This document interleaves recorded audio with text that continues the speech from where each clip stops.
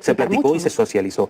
No, no se tiene que... O sea, ha habido una campaña muy fuerte en medios de comunicación y de la oposición que ha tratado de engañar para jalar agua a su molino, y además se vale, porque ese es el trabajo de la oposición. No, pero no es una campaña, viene de la iniciativa. La presidenta Sheinbaum, según tengo entendido, corríjanme si me equivoco, 37, porque estamos hablando del 22, iniciativa desde el 9 de octubre.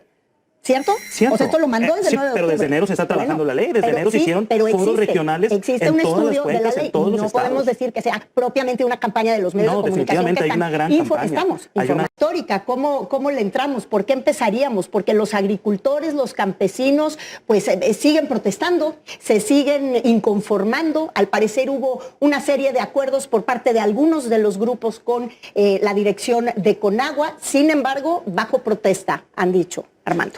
A ver, yo difiero un poquito en esa generalización de los campesinos y los agricultores. Conforme han ido pasando horas, después de las 2 de la tarde que se votó ayer en la Cámara de Diputados y más noche en la Cámara de Senadores, se ha tenido diálogo con la gran mayoría de los grupos que estaban protestando en algunas de las partes del país, y cada vez ha sido menos la gente que ha mantenido estos bloqueos y estas manifestaciones. Aún hay lugares, con todos se va a platicar, a todos se les va a seguir escuchando y explicando cómo es que esta ley no solamente no les resta derechos, sino que les da derechos, les beneficia y les da mucha más certeza jurídica de sus concesiones y los derechos que tenían. ¿Qué derechos que no tenían? A diferencia de antes, a ver, la ley del 92, mucho se habló, por ejemplo, de la herencia de las sucesiones, de los títulos. Que es una de las discusiones ahorita. Bueno, ahora está mucho más explícita y les da no solamente esa certeza, les da la certeza jurídica de a las personas sucesoras contar con un título de concesión a su nombre, y además con agua se pone tiempos límites, se pone 20 días hábiles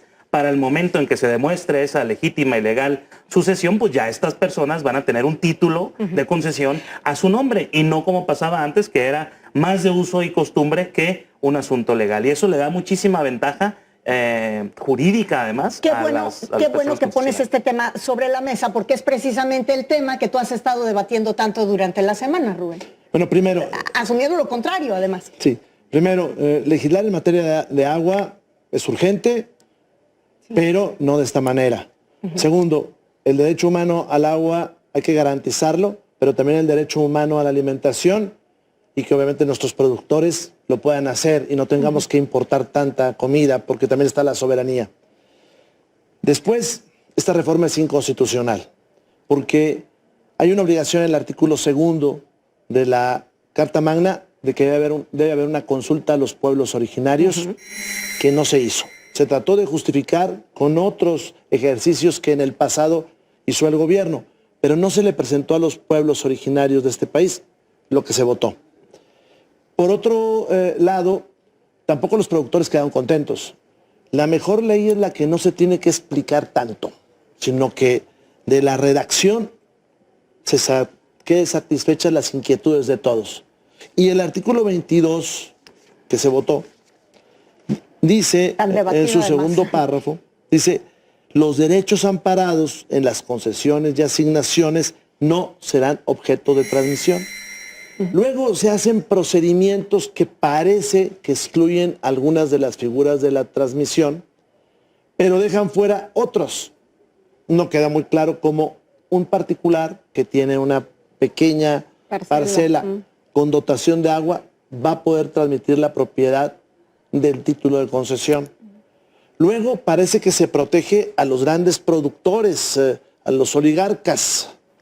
Y luego, por otro lado, la sucesión va a dar a un procedimiento. Entonces, pues todo queda en confusiones nebulosas, y creo que se pudo haber consultado a los pueblos originarios, a los productores, hacer una fase donde en el país se distribuyeran las reservas que se presentaron. Y cierro diciéndote, esta es el dictamen de Cámara de Diputados. El dictamen de senadores es todavía más grande que este. Y resulta que en el Senado se desahogó en unas pocas horas. Los senadores no leyeron lo que votaron. Aquello que tanto criticaban, pues lo están reproduciendo. ¿Por qué razón crees que no se haya hecho esta consulta a los pueblos originarios, Armando? Yo difiero otra vez. Bueno, ahorita hablamos del artículo 2, 77 bis.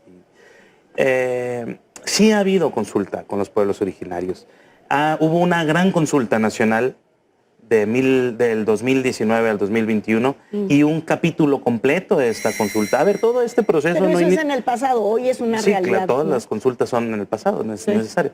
Este proceso, esta construcción de esta ley general, que además se hizo también por un mandato judicial.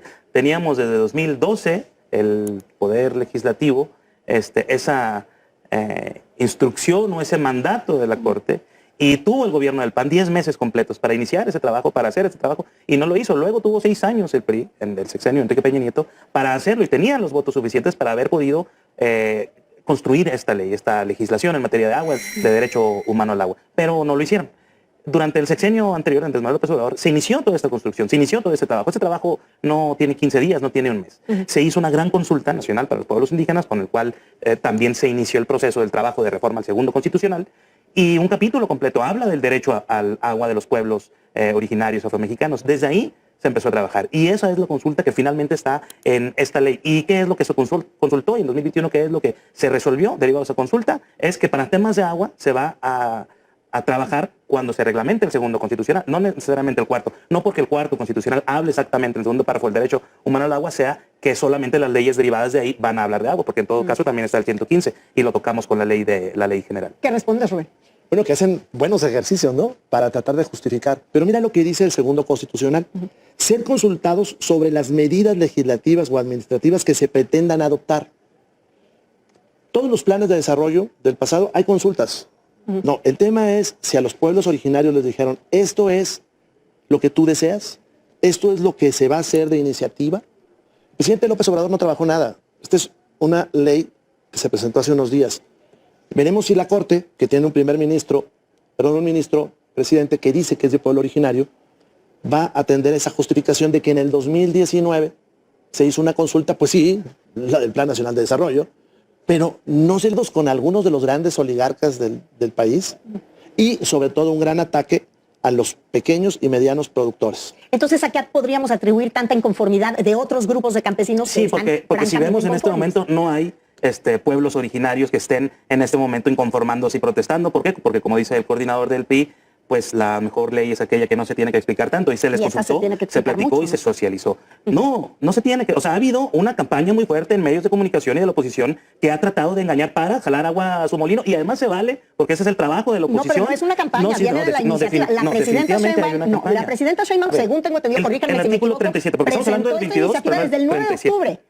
¿Cierto? Cierto. O sea, esto lo mandó desde el 9 de octubre. Pero desde enero se está trabajando la ley. Desde enero se hicieron foros regionales. Existe un estudio de la ley. No podemos decir que sea propiamente una campaña de los medios de comunicación. No, definitivamente hay una gran campaña. Hay una gran campaña. Y el artículo 37 explica perfectamente cómo va a ser ese proceso. Habla de que va a ser expedito, 20 días hábiles. Habla del tema de la sucesión. Habla de que una persona que se dedica a la agricultura y quiera vender, porque hay libertad en este país para vender su parcela, pues la puede vender con todo y la reasignación de volúmenes de los títulos de los derechos de riego. Y eso va a seguir siendo posible con esta ley. Pero también hablan y dicen de que el derecho, la oposición le está poniendo muchos peros al derecho humano al agua. Y hablan del derecho humano al agua, sí, pero también de la seguridad alimentaria, y lo hacen para buscar ganar las simpatías del sector campesino al que tanto dañaron. Pero también en el artículo 37 habla de que la autoridad del agua, es decir, la Conagua, resolverá mediante procedimientos expeditos. Bueno, la Conagua ya estuvo hablando con con el sector campesino desde el jueves. Pero dice que lo que va a trabajar y las decisiones que va a tomar en ese sentido van a ser aquellas que beneficien sí al derecho humano al agua, pero también habla, y es muy claro, a la seguridad alimentaria y al desarrollo nacional. No se está dejando de lado a los campesinos. Platicamos con muchísima gente, con muchísimas organizaciones. Hasta todavía a las 6 de la mañana terminó la última reunión antes de iniciar la comisión a las 9:30 de la mañana, con los últimos acuerdos que se tuvieron, y por eso este número de reservas que no se había dado, creo yo, por lo menos en esta legislatura. ¿Por qué? Porque se hicieron adecuaciones, sobre todo de redacción, para que quedara muy claro que está garantizado, sí, el derecho humano al agua, pero los derechos adquiridos de los agricultores, de los ejidatarios, de la gente que se dedica a producir alimentos en este país para todos y todos los mexicanos, pues está garantizado. No va a haber violación de ningún derecho adquirido, al contrario, se les va a dar esa certeza jurídica, y se trata de que haya agua para todos los mexicanos, no para agricultores nada más, no para la ciudad nada más, para todos los mexicanos. ¿Por qué? Porque hay lugares como Valle de Guadalupe, por ejemplo, en Baja California, que tiene un gravísimo los problema trabajadores, pues hay mucho desarrollo económico, hay desarrollo turístico muy importante, y están los trabajadores ahí 8 o 10 horas trabajando en grandes hoteles, en grandes lugares, pero luego llegan a su casa los mismos trabajadores y no tienen agua para lavarse las manos. Eso Ese es el espíritu de esta ley, que haya agua para todos. Saber cuánta agua tenemos en México, porque además hay más de 20,000 pozos clandestinos en este país, pues hay que saber cuánta agua tenemos, en manos de quién está y para qué se está usando. Bueno, Varias cosas. El derecho humano al agua, claro que se tiene que garantizar. Nosotros propusimos una dotación mínima por mexicano, incluso que no se cobre, para que cada quien pueda subsistir. Morena lo rechazó. Eso es lo primero. Pero también hay que ser claro, del 100% de líquido que entra aquí a la Ciudad de México, por ejemplo, a la red de agua, se desperdicia el 40%, se tira. Y el promedio nacional va más o menos por ahí. Eso quiere decir que le van a quitar agua a los campesinos para ponerla en las ciudades en lugar de dejar de tirarla. Esa es la primera parte.